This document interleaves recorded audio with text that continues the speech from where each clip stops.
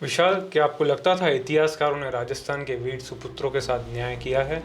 नहीं, इतिहास जिन्होंने लिखा उन्होंने राजस्थान के साथ कहाँ कभी न्याय किया है।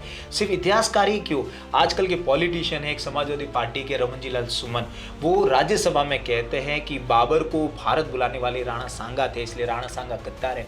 उन्हें बताइए, राणा सांगा वही शख्स है जो बाबर के साथ 1527 में बैटल ऑफ खानवा लड़ते, इतना बड़ा युद्ध होता है जिसमें ऑलमोस्ट वो बाबर को हराने ही वाले होते हैं, लेकिन किसी वजह से बाबर जीत जाता है और राणा सांगा हार जाते हैं। राणा सांगा ने अपने जीवन में 100 से ज़्यादा युद्ध लड़े। उन युद्धों को लड़ते हुए उनकी एक आंख चली गई, उनका एक हाथ चला गया। किस लिए लड़ते थे? भारत की अखंडता को बचाने के लिए।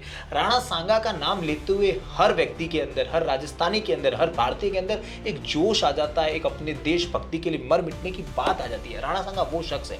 राणा सांगा के परिवार के आगे के लोगों के नाम सुने, महाराणा प्रताप, अमर सिंह, ऐसे लोग हो सकते हैं क्या गद्दार? आप बोलते हुए आपको आपकी जबान हिचक नहीं रही। आप कितने आसानी से कह देते हैं कि राणा सांगा ने पत्र लिख के बाबर को बुलाया, जबकि इतिहास में साफ लिखा है कि बाबर को भारत बुलाने वाले दौलत खान और आलम खान थे, जो इब्राहिम लोदी के कजन थे। वो लोग चाहते थे कि इब्राहिम लोदी हारे और हमारा दिल्ली पे कब्जा हो।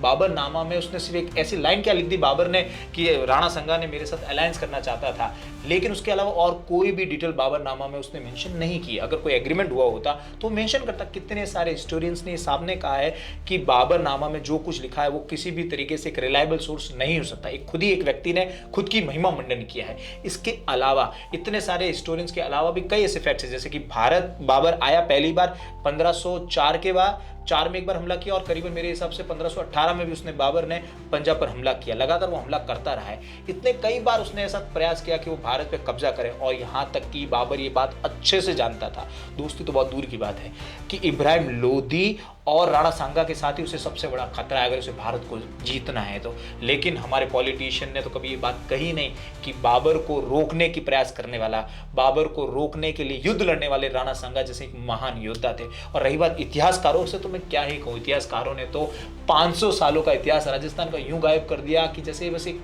कहावत होती है। 1712 में कासिम भारत आते हैं, मोहम्मद बिन कासिम, और 1192 में तराइन का दूसरा युद्ध है जिसमें हम हारते हैं, पृथ्वीराज चौहान हारते हैं। बस उसके बाद से जो आक्रमणकारी वो भारत पे कब्जा कर लेते हैं। लेकिन ये नहीं बताते कि 500 सालों में, इन बीच 500 सालों में राजस्थान ही वो वीर भूमि है, राजस्थान ही वो जगह है जिसके सपूतों ने इनको रोका आक्रमणकारियों को। इसी वजह से आज हम अखंडता देख पा रहे हैं, वरना आज कुछ और ही हाल होता है। लेकिन इतिहासकार कभी ये नहीं बताते। अब बात करिए तराइन के सेकंड युद्ध के बाद, तो 100-150 सालों में कर्नाटक केरला तक पहुंच गए। तो कौन रोकता रहा? कौन थे वो महान लोग? उनके बारे में कभी इतिहासकार बात नहीं करे। शिकायत दूसरों से क्या करे, हमारे तो अपने ही गैर निकले।